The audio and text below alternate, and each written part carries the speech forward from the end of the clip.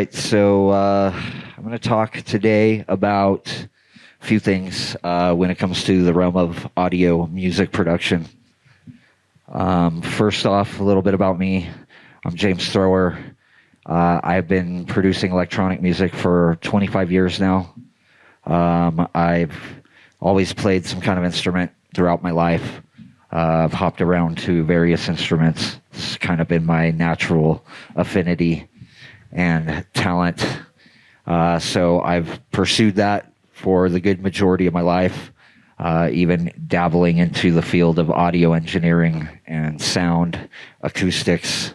Understanding that a little bit more has helped for the music production.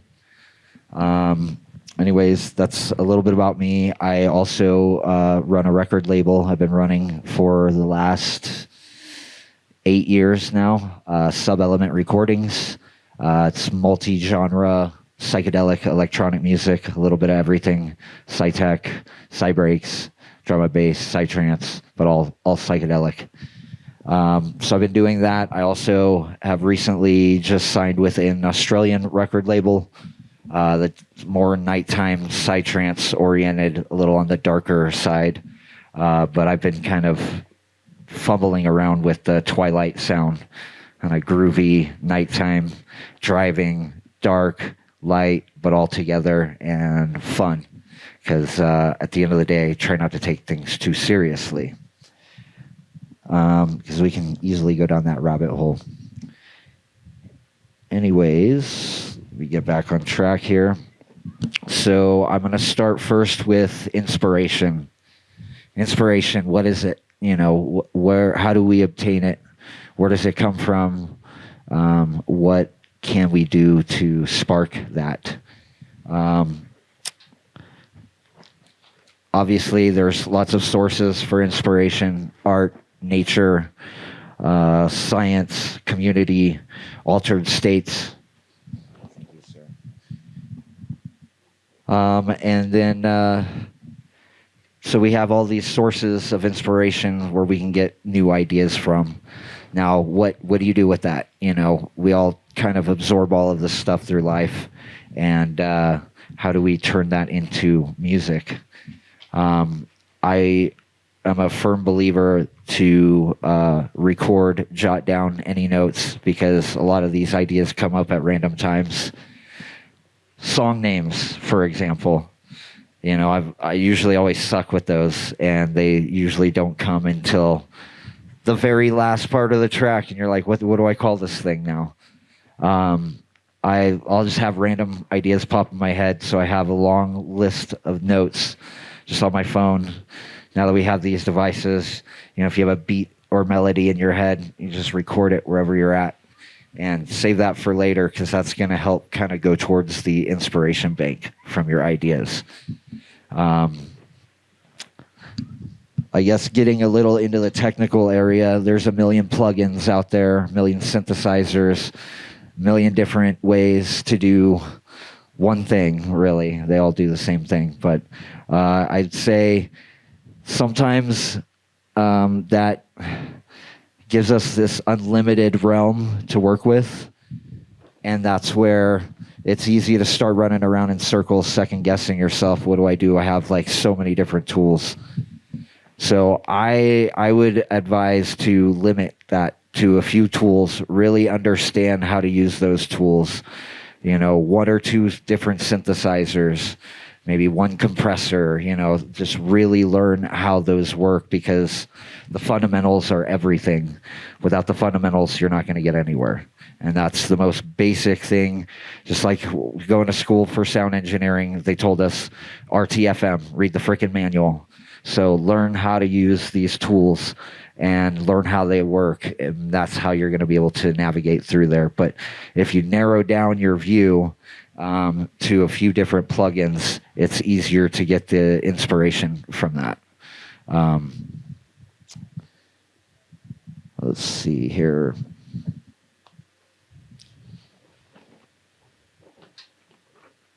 So yeah, again, record, jot down song name ideas, melodies, just record it because it's going to come at random times. And then when you have that, you can take that back to your studio. And sometimes you can get some cool stuff to happen with that. I recently just finished a track, and it was the first time I started with a song name. I had all these song name ideas, and I had this track that random name come in my head called Alien Jazz Hands. And I thought I was way far off in like making a track to live up to that name, because in my opinion, that's got to have certain qualities to it to fit that name. So I'd been sitting on this name for a while, and this label I'm on in Australia, there's this girl who does all their marketing and promo, social media stuff. She goes by Megapixel. She's probably like one of the bigger like female psytrance DJs in Australia. And she got in contact with me through our label, and she's like, hey, I just got booked to play at Ozora. Do you have any tracks? You know, like, of course, you know. So tossing her stuff out, and nothing sticking. She wasn't really like too sold on it. Anyways, I think maybe just knowing this in the back of my mind, that potentially if I had a track that she would vibe with, this could be played on the main dance floor of Ozora, which that's kind of a big milestone. So anyways, I am stuck at the time, running around in circles in the studio, don't know where to go, like trying to wait for that inspiration to come and like hit me somehow. And that just wasn't working. So what I started doing is I started focusing on organization and workflow and narrowing down my tools and just sitting down and doing the menial work that you know you need to do, which like basically started just making sounds with synthesizers and capturing the audio of that. And eventually I have like this plethora of stuff to work with, sounds and everything. And, you know, having this in the back of my mind, I go sit in the studio, I start making sounds. Eventually I end up with like so many sounds that assembling a track from that is actually pretty easy to do. Instead of running around trying to figure out, oh, what do I add? Like I have more sounds than I can fit in a track at this point. So it wasn't that hard. And, I start messing around with these funky like horn samples, saxophone. And then all of a sudden, now like it's kind of starting to make this connection that this Alien Jazz Hands name might fit with this track, you know. And anyways, long story short on that, I finished this track. After being stuck and just making all these sounds, I ended up getting inspiration and excitement and just started doing the work. And it was actually not any work at all assembling this track, turning it into what it was, and pretty much finished this track from start to mastered within like 5 days, which that was the quickest I've ever. I'm usually second guessing forever on a track, but a lot of that had to do with just organization, staying within the workflow. Like, don't get too hung up on all the technical details, because there's a million of those with music production. You know, do what you can to learn those tools, so that way you don't have to worry too much about the technical stuff, and simplify it and organize it in a way that it's just declutters that, and it declutters your mind. Like, you label everything, group everything, like color code it, all of that stuff. Even though it's like tedious, in the end it really helps you stay in that creative flow, because that's where you want to be usually. Because then it's not work, and it just kind of comes through you, and bam, you have a track. So the tech details, I don't want to get too much into the technical stuff. You know, obviously there's a million different DAWs, analog, digital, in the box, out of the box, hardware, software. I mean, it goes super deep, and if anybody needs like help or wants to know more in that realm, like I think one-on-one is probably a better route. I'm not here to tell you what DAW or plugin is the best, because it's whatever works better intuitively for you is going to be best for you. So creative flow, I think like the mindset is a big part of it. Being able to stay in there, like getting over the whole pursuit of perfection. Make a mess, and sometimes you have these happy mistakes that come out, and you can just kind of take away without, at the same time, don't get too like committed or attached to a certain thing. And like if that's not working and you're doing a million things trying to get something to work, maybe it's time to start fresh again. So try not to be super attached to the sounds.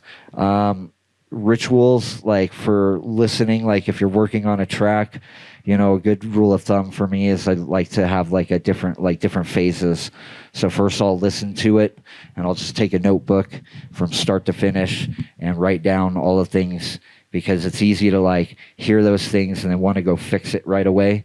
But instead, just allow yourself to like subjectively listen to it, write down all the things that need to be done. So that way, when you get to the process of doing those things, you have an organized point of view and approach to it. You know at least where to go with, and that seems to help a lot. What else? If you get into like writer's blocks and you're stuck and not knowing what to do, again, just start doing things like making sounds and having templates. Making templates makes it a lot easier, saves you a lot of time, saves you all the like millions of steps. And the more you can have all of these tools and organizational aspects to it, the less you're going to get hung up on that, and you'll be able to get to the creative part quicker. But making sounds, generally, if you're stuck, I think that's a really good thing to do. Just start designing sounds, record them to audio, commit to audio. You can do all kinds of stuff with the audio after that, but commit to it, move on to another sound, and just keep making sounds with like, maybe a bass template of like a kick and bass or something, behind it. That's seems to be what's been working for me.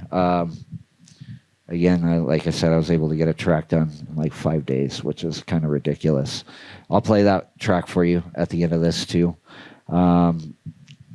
I've also felt like having figuring out an approach. Like if you're starting a song, sit down, like figure out, okay, what kind of theme am I going for? What kind of vibe? What tempo?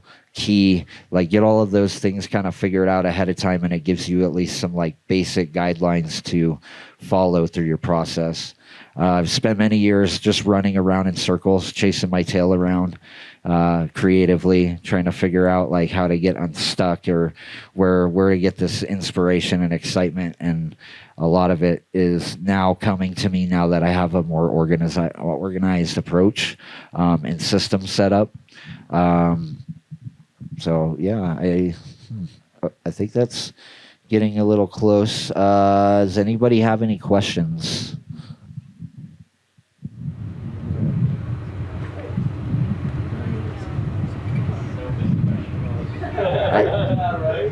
Where do I start? I mean, wherever. I mean, you have to start from the start, I guess. Which, going back, like the fundamentals are everything. Like, understand what these tools do and how they do it, and like that's going to give you a lot more proficiency.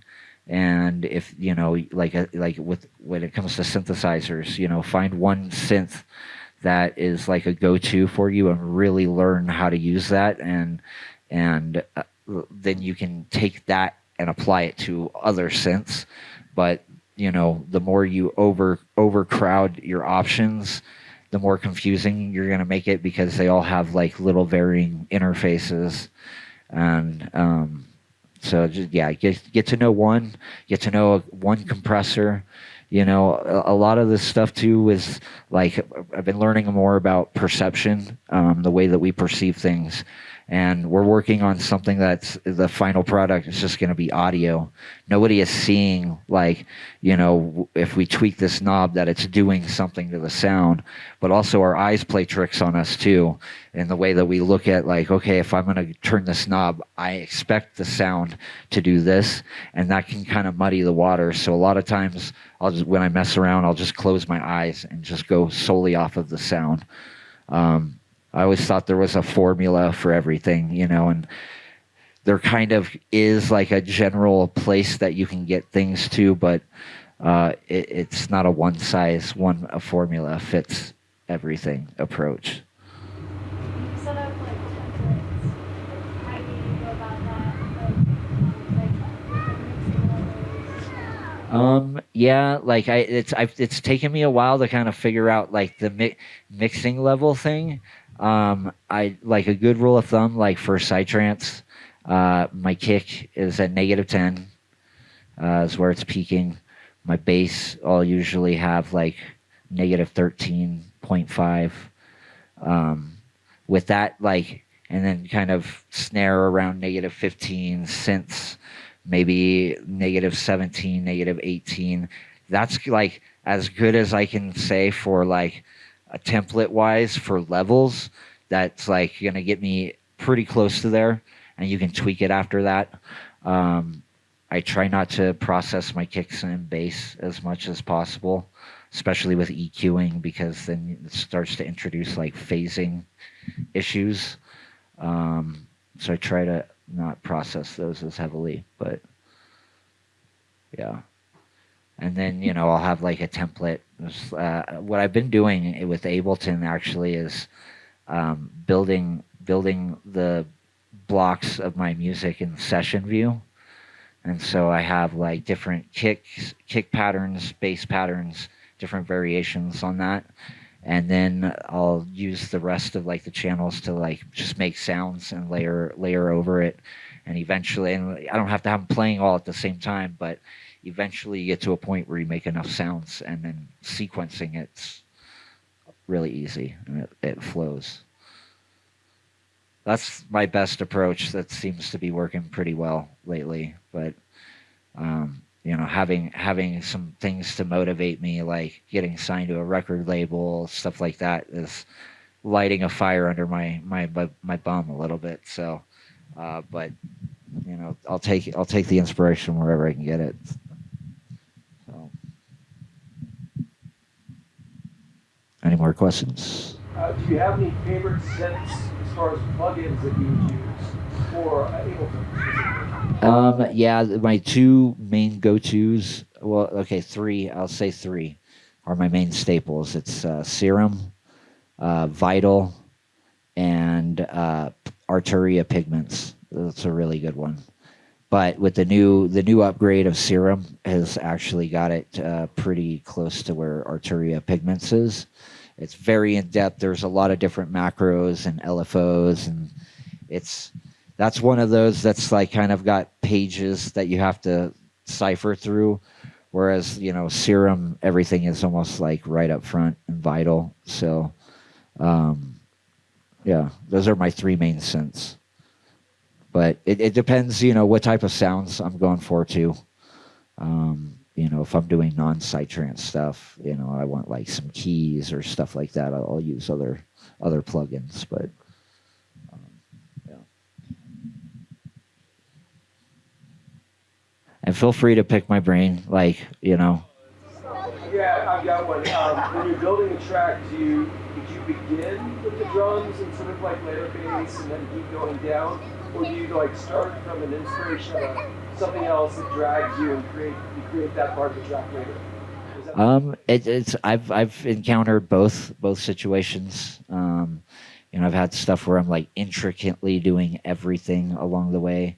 I'll have something where I just kind of like drag a kick and a bass and like start filling in the gaps and make a mess and then clean it up, or chop up audio samples and stuff like that.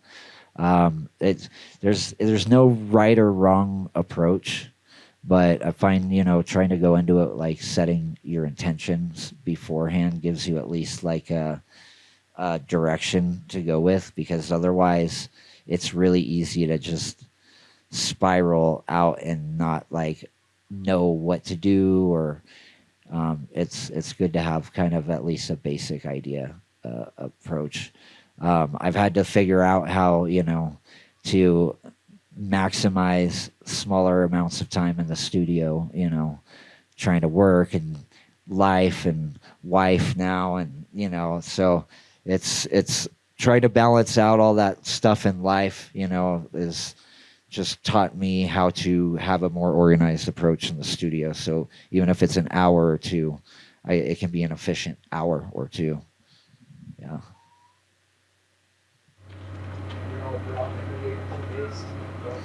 Ableton, but I mean, I started with Fruity Loops way back in the day. It was like version 2. It was like late 90s. Horrible. It had like a notorious, like horrible sound to it. And through school, when I went to school for sound engineering, I got into Logic a lot. I got Apple certification for Logic, Pro Tools. Got a lot of time in Pro Tools. I've used pretty much all the DAWs. They all do the same thing. It's just what works better intuitively for you. And I was kind of had my nose up in the air for the longest time with Ableton.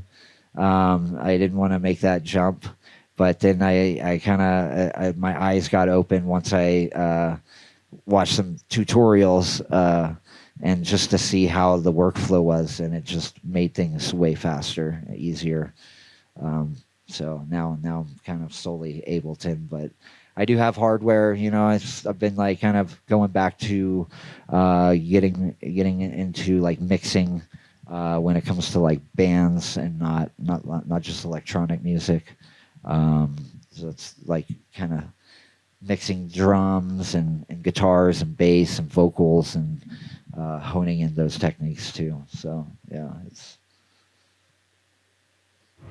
Do you work with live instruments much? Yeah. I've got like a guitar, bass in my studio. I just got an electronic kit, drum kit. So I played the drums for probably like over 5 years. In various bands and stuff. So I've been kind of getting back into physically playing instruments again. It's actually been quite nice rediscovering guitar. Yeah. So you guys want to hear this Alien Jazz Hands track? Yeah.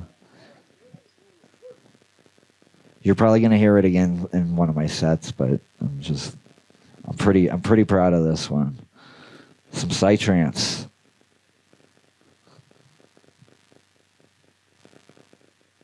So far away, are so far away.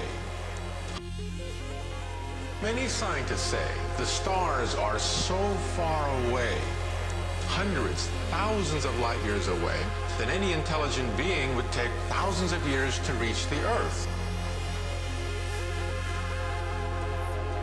I think that's a mistake, because we assume that these extraterrestrial beings are only 100, 200 years more advanced than us.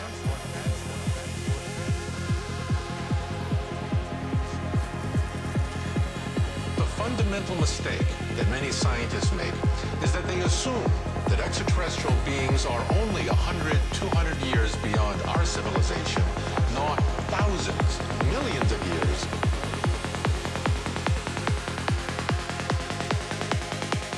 Alien Jazz beat style. Check it out.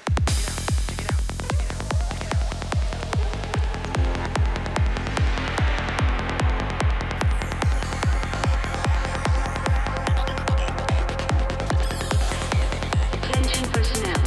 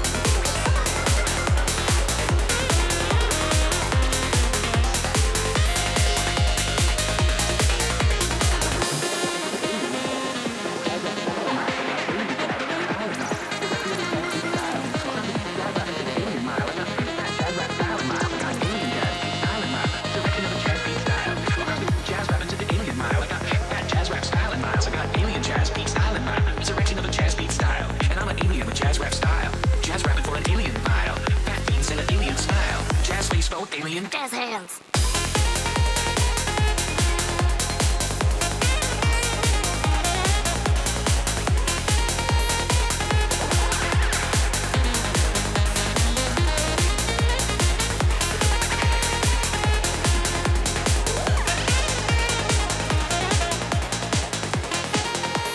Today, many physicists believe that we are the fish.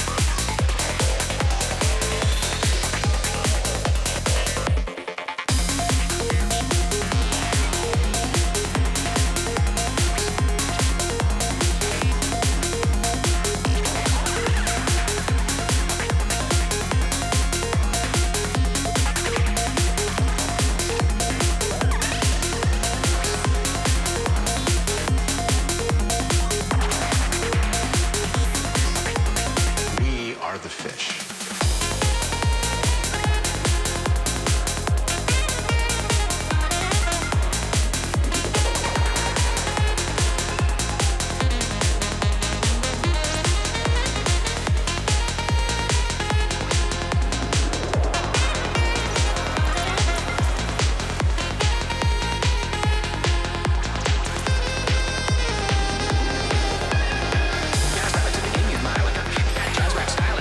Jazz rabbit to the alien mile. I got that jazz rap style in miles. I got jazz rabbit to the alien mile. I got that jazz rap style in miles. I got alien jazz beat style in mile. Resurrection of the jazz beat style.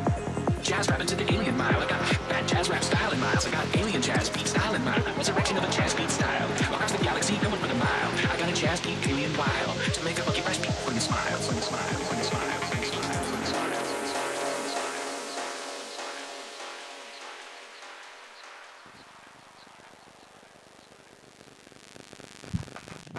Yeah, pretty excited about that one. It's taken me like 25 years to get this excited about my music, because I've always been a DJ like just as long, and I haven't felt like my tracks quite lived up to everything else that was out there. But we're getting there, so just keep grinding, you know, and putting in the work, because that's the main thing. Just got to get in there and do the work for whatever it is that you want in life. Oh, Yeah. How do you, complementary sounds, do you have a way of kind of making other sounds that complement each other and like call and response? Yeah. A lot of that, and a lot of it is. So okay, you asked about call and response, different types of sounds. Yeah, like it's important that everything works together. So like whatever sound on an individual level that you have, it's good to like be aware of. Like I'm a firm believer of like real-time analyzers, spectrum analyzers, so you can kind of see visually what part of the frequency spectrum the sounds are taking up. So you don't like overlap too many sounds just in one specific range. So a lot of that is, with call and response seems to work better when you have things kind of in different parts of the spectrum working together. It's a lot easier to layer stuff that way too. You don't have too many sounds clashing. Yeah, I just started using mini meters. Yeah. I'm a firm believer in that. And another thing I just learned too recently for going beyond, like if like span, that's probably one of the more common analyzers that people use. But I started using it actually in mid-side mode, because you'll notice if you look at your frequency spectrum just on the mid, and the mid is like the left and right channels combined. It's all the content that's in both sides, whereas the sides is your stereo, and you can actually affect both of those on an equalization level separately. And just having that, knowing that now, I'll set my span up so where you can see the mid as one color and then the sides as another color. So that way you can work on making sounds a little bit more in the stereo field. Because the more you do that, then it won't be clashing because your kick and bass is always like center, mid. So, yeah. And that leads kind of into my question. Placement of sounds within the sound grid. You know, the producers, psytrance producers that really kind of inspire me are the ones that are literally capable of taking the bass drum, dropping it to the floor, bringing it up to your waist, and then it back down again, while they're spinning 3 different highs around their head. Yep. Understanding where the placement of these sounds and how you affect them and where they travel through the spectrum, and how they all can kind of work together. Yeah, that's the tricky part. Yeah. Yeah, I mean, having things panned helps. Mono, like certain things need to be mono, kick and bass. I mean, they don't have to be. But that's typically the rule of thumb that you're gonna want to work with is that way. Yeah.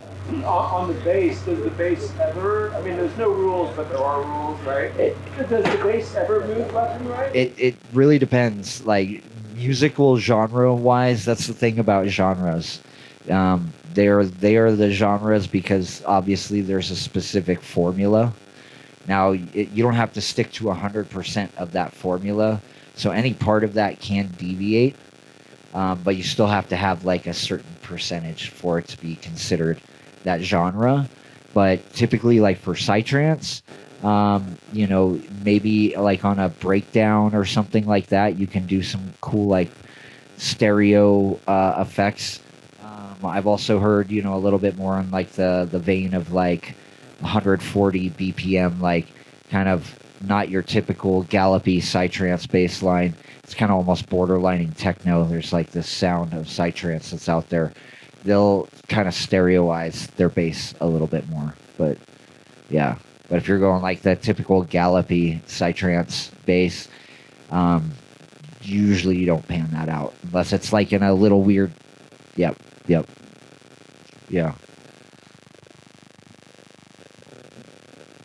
Do you do any other genres besides, as far as production or music, besides psytrance?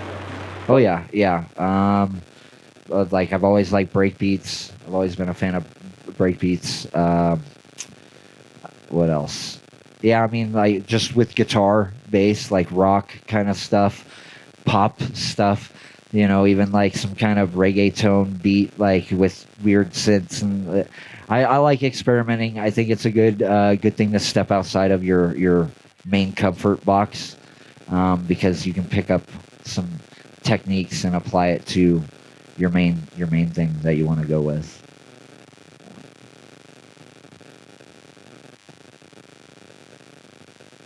I think I'm going to conclude it there.